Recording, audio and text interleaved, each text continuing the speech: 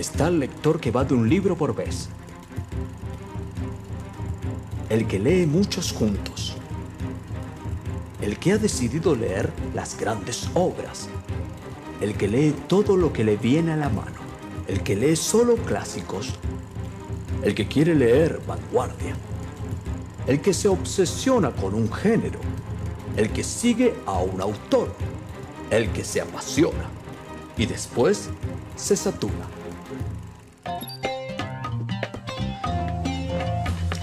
Me parece que esta película no alcanzaría para describir los hábitos y tipos de lectores que existen. Mi evaluación es la misma. Rescato del documental. El lector asiduo convive con los libros.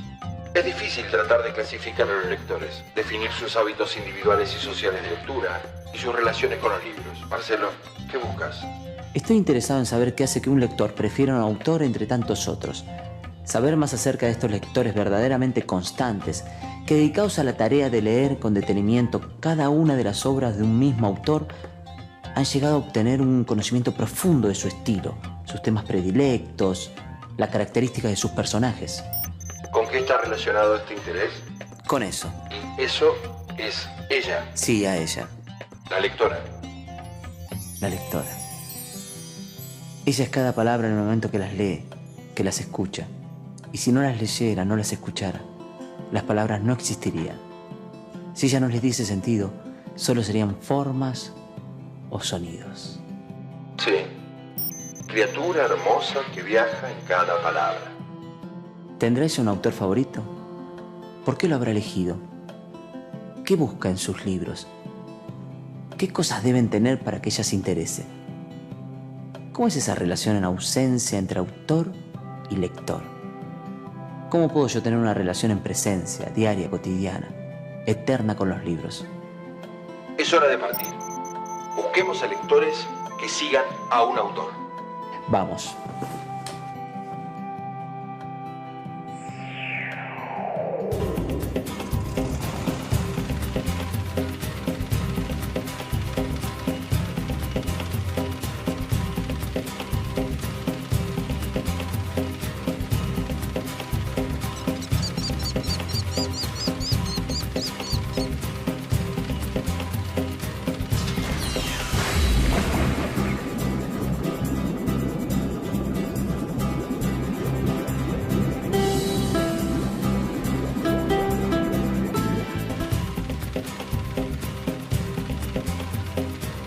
Creo que nos podríamos organizar eligiendo un autor y buscando sus seguidores. ¿Cuál preferís? Estaba pensando en Borges, Jorge Luis Borges. Un autor que ha escrito una narrativa muy difícil de superar. Un prosista que hizo de la lengua castellana una lengua austera, exacta y muy argentina. Un escritor que combina la expansión de la imaginación con el rigor máximo del lenguaje. Mientras viajamos me seguís contando. El 24 de agosto de 1899 nace en Buenos Aires Jorge Luis Borges. Por influencia de su abuela inglesa, fue educado en inglés y en español. A los 7 años escribe en inglés un resumen de la mitología griega y a los 9 traduce del inglés El Príncipe Feliz de Oscar Wilde. En 1914 se instala con su padre en Ginebra, donde escribirá algunos poemas en francés mientras estudia el bachillerato. En 1921, los Borges regresan a Buenos Aires. El joven poeta redescubre su ciudad natal, sobre todo los suburbios del sur, poblados de compadritos. Pronto empezará a especular por escrito sobre la narrativa fantástica, hasta el punto de producir durante 2 décadas algunas de las más extraordinarias ficciones de este siglo. Historia Universal de la Infamia, en 1935, Ficciones, entre 1935 y 1944, y La Aleph, en 1949, entre otros. Jorge Luis Borges murió en Ginebra el 14 de junio de 1986.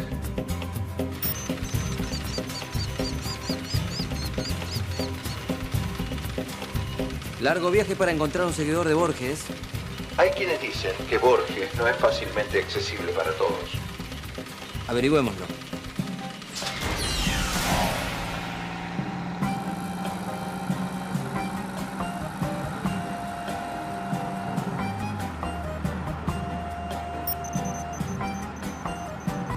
El bastón, las monedas, el llavero, la dócil cerradura, las tardías notas que no leerán los pocos días que me quedan, los naipes y el tablero, Un libro y en sus páginas la ajada violeta, monumento de una tarde sin duda inolvidable y ya olvidada. El rojo espejo occidental en que arde una ilusoria aurora. Cuántas cosas, láminas, umbrales, atlas, copas, clavos, nos sirven como tácitos esclavos, ciegas y extrañamente sigilosas. Durarán más allá de nuestro olvido. No sabrán nunca que nos hemos ido. Jorge Luis Borges, Poesía Las Cosas, del libro Elogio de la Sombra, de 1969. Al final del camino nos espera Ana María Zubieta, una seguidora de la obra de Borges. Es vicedecana de la Facultad de Filosofía y Letras de la Universidad de Buenos Aires y titular de la cátedra Crítica Literaria. Se encuentra junto a un laberinto, un símbolo que atraviesa toda la obra de Borges. Hola, Ana María. Hola. Perdón, no quería interrumpirte. ¿Qué estás leyendo? ¿Cómo responder a eso que es tan complejo? Si se habla de Borges, siempre se habla de un laberinto. ¿Qué cosas aprendiste leyendo a Borges? En general, a mí siempre Borges me sirvió también para pensar otros autores. Esto es lo que me provoca la lectura de Borges, la confrontación, el diálogo, el entrar y salir. Por eso es siempre ese laberinto, ¿no? Vuelvo, salgo y entro, digamos, y busco allí, no quizá para encontrar nunca una verdad, sino para seguir haciendo el recorrido. ¿Y por dónde podría comenzar? Hay 4 cuentos que a mí me parecen hermosos, que son Hombre de la Esquina Rosada, Sí. Historia de Rosendo Juárez, El Indigno y la Forma de la Espada. Mira. ¿Por qué? Porque esos cuentos tienen como un patrón fijo, digamos, que es alguien le cuenta a otro un relato, y ese otro, que en algunos casos, en algunos de los cuentos aparece claramente con el nombre de Borges, Sí. recibe ese cuento y lo transforma, ¿no es cierto?, en un relato. Ajá. Y tengo una consulta. Si uno tuviese que trazar un mapa, me decías estas 4 obras, y después, ¿cómo continúa ese mapa en la lectura de Borges? Yo trataría los cuentos en los que Borges de algún modo se relaciona con una historia de intriga, de traición y de muerte. Emma Suns, por ejemplo, La Intrusa, por ejemplo, El Jardín de Senderos que se bifurcan, por ejemplo. Luego pasaría quizá ya en un estadio un poquito más avanzado a los cuentos que tienen relación con la literatura, como El Fin o biografía de Tadeo Isidoro Cruz, en donde él le da como un final diferente a el Martín Fierro. Ajá. Luego, entonces, también, y en esta saga me parece que es importante incluir los cuentos que él escribió con Bioy, Ajá. 6 problemas para don Isidro Parodi, porque tienen todo el enigma de un policial, pero el que resuelve el enigma está preso. Entonces también tiene ese humor que hay que recuperar. Bueno, muchas gracias, Ana María. Gracias a vos, Marcelo. Retomo entonces.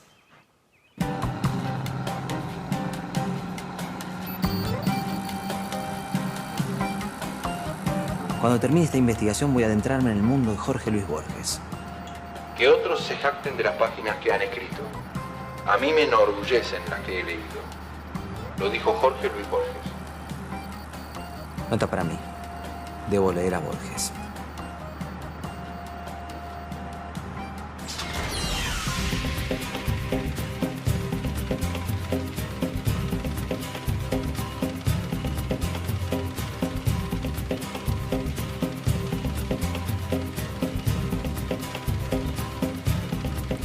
¿Por dónde seguimos? ¿Por quién seguimos? Hay lectores que se apasionan con la obra de otro gran escritor, Manuel Puig, un autor argentino que se caracterizó por sus rupturas de estilo, de lengua y de género. Sus modelos no son literarios, sus influencias son del cine. Es considerado un fino retratista de siestas de pueblo cargadas de chismes, radioteatros con tramas intrincadas, tiempos muertos, deseos escondidos y revistas del corazón que hablan de historias pasionales. ¿Tenés más datos sobre Puig? Manuel Puig nació en General Villegas, provincia de Buenos Aires, el 28 de diciembre de 1932. A los 14 años, se trasladó a Buenos Aires. Allí nació su amor por el cine. 5 años más tarde, trabajó como asistente de dirección en diversos films en Buenos Aires y Roma. En Nueva York, escribió su primera novela, La traición de Rita Hayworth. En 1967 regresó a Buenos Aires. Publicó Boquitas Pintadas, convertida inmediatamente en una de las novelas más vendidas, y The Buenos Aires Affair. Víctima de la censura y después de repetidas amenazas telefónicas, Puig abandonó la Argentina para establecerse en México, donde terminó de escribir El beso de la mujer araña en 1976.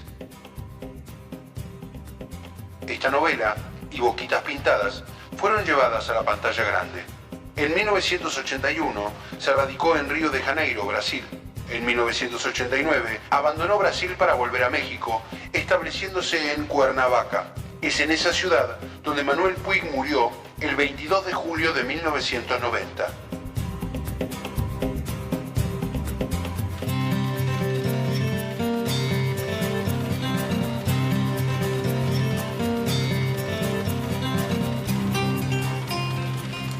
¿Dónde estamos? ¿Llegamos? Boquitas Pintadas. El beso de la mujer araña. Todas obras de Puig. Esto indica que llegamos a la tierra de Puig. Tal vez así era el mundo soñado de Puig, donde la realidad se transformara en cine. En este cine nos espera el especialista en Puig, Jorge Panesi. Jorge Panesi, un seguidor de la obra de Puig, profesor de la Facultad de Filosofía y Letras de la Universidad de Buenos Aires. Jorge, ¿qué fue lo que te llevó a leer a Puig? Creo que había en ese momento, hoy no sé si tanto, pero en ese momento la opinión era que había el centro de toda la literatura argentina pasaba por Borges, por la alta literatura, por la enciclopedia borgiana, y Puig apareció absolutamente desde otro ángulo totalmente distinto, cambiando el eje, es decir, por el lado de los medios masivos, el radioteatro, la novela rosa, la novela policial. ¿Qué otras características hay en la obra de Puig? Una absoluta falta de autoridad. Quiero decir, la autoridad de una narración siempre es el narrador. El narrador es el amo y el señor de las narraciones. Por lo tanto, en Puig hay un escamoteo del narrador. Todos los procedimientos que Puig inventa son procedimientos para escatimar la presencia autoritaria de la autoridad del narrador. Y uno podría trazar un mapa, ¿cómo, si uno quiere empezar a leer a Puig? ¿Por dónde debería empezar? ¿Cómo? Me parece que históricamente sería poder comenzar por La traición de Rita Hayworth, que me parece a mí que es como la gran novedad cuando apareció. Quizá a otro mapa sería un mapa político. Si uno quiere hacer una lectura política, tendría que comenzar por El beso de la mujer araña, sin duda, donde el problema es exactamente la dictadura en Argentina. Y me hablaste mucho de La traición de Rita Hayworth. Acá hay un afiche. Veo un libro ahí de Puig. ¿Me podrías...? Que es, curiosamente, La traición de Rita Hayworth. Son tantas casualidades. ¿Podríamos ahí leer algo? ¿Cómo no? A pesar de que en la literatura no hay casualidades, pero bueno. Ajá. Leo entonces. A veces las cosas salen mal y todos habían querido ayudar para que salieran bien. Pobre Romeo que se mata porque a verla a Julieta dormida cree que está muerta. Él no lo hizo a propósito para hacerla sufrir. Lo hizo de tanto que la quería, pero fue la desgracia de ellos que la quisiera tanto, y son tantas las cosas que salen mal. ¿Y por qué Dios no cambia de idea y hace salir todo bien? Y hace que Julieta se despierte a tiempo cuando Romeo se está por matar, y así cumplen los que tanto habían querido. Son felices. ¿Y qué hacen? ¿Tienen hijos? ¿Se van a vivir a una casa? Algo mejor tendría que ser, que montan 2 caballos, uno blanco y uno rojo, y galopan lejos, lejos, en una nube de huracán que los lleva al lugar más hermoso que hay, a un lugar que nadie conoce y que por eso no se puede saber todo lo hermoso que es, las flores que hay ahí y el perfume que tienen, nadie los conoce, y lo que puede pasar cuando se huele el perfume de una de esas flores, nadie puede saber, y a lo mejor basta aspirarlo para volverse flor. Bueno, muchas gracias, Jorge. Adiós. ¿Seguimos en búsqueda de lectores especializados en un autor? Averigüemos los motivos que llevan a leer a Cortázar. Te doy la información que tengo. Julio Cortázar nació en Bruselas el 26 de agosto de 1914, de padres argentinos. Llegó a la Argentina a los 4 años de edad. En 1951 se trasladó a París, donde trabajó como traductor independiente y publicó Bestiario. A partir de los años 60 se difunden los textos que le dieron renombre internacional. Las novelas Los Premios en 1960 y 3 años más tarde, Rayuela. Otros libros que incluyen relatos, cuentos y géneros híbridos son Final de Juego, Las Armas Secretas, Historias de Cronopios y Famas y Todos los Fuegos el Fuego. Julio Cortázar murió en París el 12 de febrero de 1984. ¿Alguna indicación en particular? Debemos encontrar el lago de los axolotls. El lago de los axolotls. Estamos entrando en la tierra de los seguidores de Cortázar. El lago debe tener relación con su cuento Axolotls del libro Final del Juego de 1956. Así comienza el relato. Hubo un tiempo en que yo pensaba mucho en los axolotls. Iba a verlos al acuario del Jardin des Plantes y me quedaba horas mirándolos, observando su inmovilidad, sus oscuros movimientos. Ahora soy definitivamente un axolotl. Y termina convirtiéndose en axolotls. Tenéis que leer el cuento, pero te adelanto el final. Dice así: ahora soy definitivamente un axolotl. Y si pienso como un hombre, es solo porque todo axolotl piensa como un hombre dentro de su imagen de piedra rosa. Te espera en la autopista del sur, Mario Golobó. Un seguidor de Julio Cortázar. Es profesor de la Universidad Nacional de La Plata y autor de Julio Cortázar, la biografía. Entonces me despido de ellos. Seguramente me entenderán.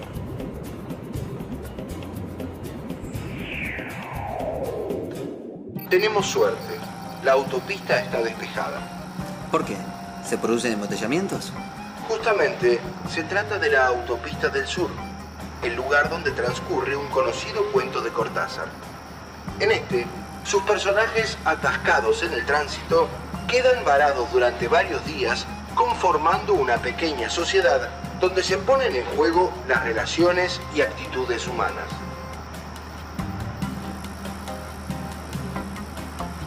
¿Qué fue lo que te llevó a empezar a seguir a Cortázar? Mira, bueno, lo seguí como escritor en mis años mozos, cuando iban apareciendo sus textos y sus novelas. En general es un autor al que se empieza a leer temprano. A temprana edad. A temprana edad, sí. A los 16, 18, 20. Es muy leído por los jóvenes, hasta hoy. ¿Y por qué? Supongo que por el mundo que... fantástico y el mundo del jazz y del box y de la revolución y de la persecución de algo, del perseguidor. ¿Y nos podrías trazar un mapa? Y yo empezaría más cronológicamente. Empezaría por sus primeros cuentos, por los de Bestiario, los de 51. Sí, empezaría por Casa Tomada, Circe, Carta a una señorita en París, el de los conejitos, Lejana, y seguiría con Final del Juego, los cuentos de Final del Juego y el propio cuento Final del Juego, y luego con Las Armas Secretas, El Perseguidor. ¿Qué actitud hay que tener para disfrutar de la lectura de Cortázar? Él pedía una actitud cómplice. Una actitud cómplice. Él pedía un lector activo, cómplice, que fuera armando el texto con él. Y que explicitó luego en Rayuela, ¿no? Claro. A donde se presenta la posibilidad de elegir una lectura corrida o una lectura salteada, como él dice. Bueno, Mario, te agradezco mucho. Muchas gracias.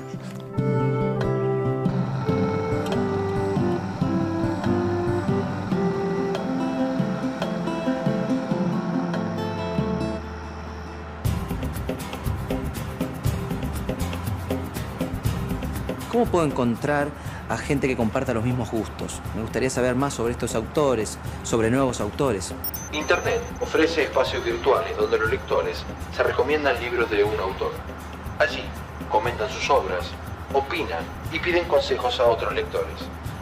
Esos espacios virtuales son los foros y los blogs. Me gustaría saber más sobre ese tema. La bibliotecaria seguro que nos puede ayudar.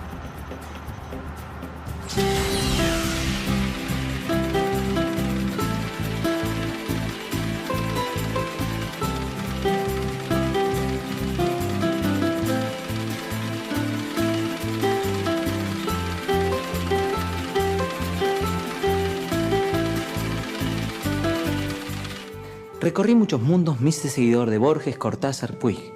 Me gustaría compartir esto con otros pares. ¿Cómo podría sumarme a un foro? Eso es muy fácil. Un foro es esencialmente un debate. Esos debates tienen un tema base de interés general que genere una discusión, un intercambio de ideas. Los foros son comunidades virtuales, donde los usuarios pueden entrar y leer y escribir acerca de distintos temas. Si no, también podemos recurrir a un blog. Un blog, o en español una bitácora, es un sitio web que recopila cronológicamente textos y artículos de uno o varios autores. La palabra blog proviene de dos palabras que son web y log. En inglés, log significa diario. Habitualmente se puede entrar a un blog, leer y emitir una opinión, y entonces el autor de ese artículo puede contestarnos y se genera un diálogo. ¿Puedo ver cómo funciona un foro? Claro, podemos verlo. Vamos a entrar a esta página, elalef.com, que tiene un foro. Veamos.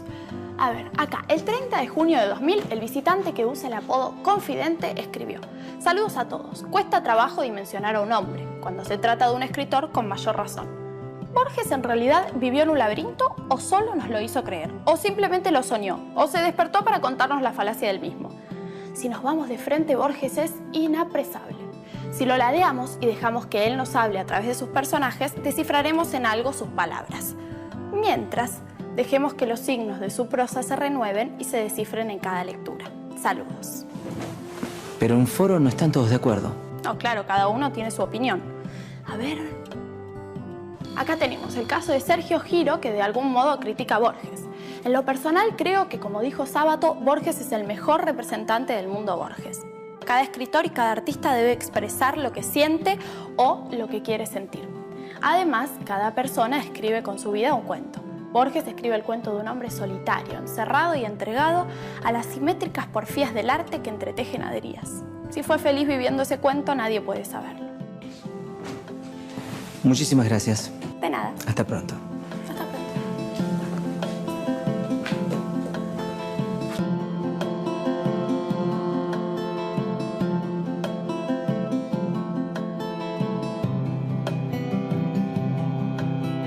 Creo que hemos avanzado bastante en entender a los lectores. Lejos de ser una actividad pasiva, leer es un modo de acción. A través de sus obras, los autores invitan a los lectores a entablar una relación con los libros llamada lectura. Hoy no la vi, pero me siento más cerca de ella. Tengo la sensación de que estuvo con nosotros todo el tiempo. Voy a leer.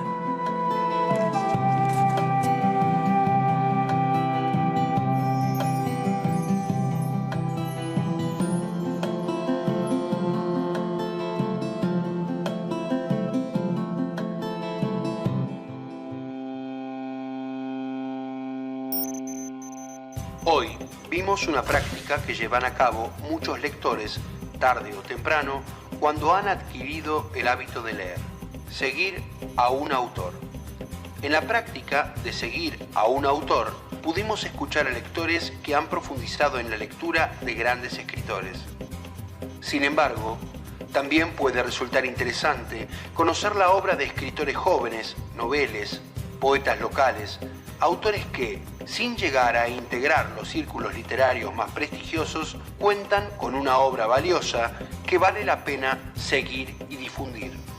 Lejos de ser una actividad pasiva, leer es un modo de acción. A través de sus obras, los autores nos invitan a los lectores a entablar una gran polémica con los libros llamada lectura. Célebres o casi desconocidos, inclinados a temas y estilos regionales o más universales, clásicos o innovadores. Vale la pena animarse a la búsqueda del autor indicado y de los libros que acometan nuestra imaginación y nuestros deseos, nuestras ambiciones y sueños más secretos.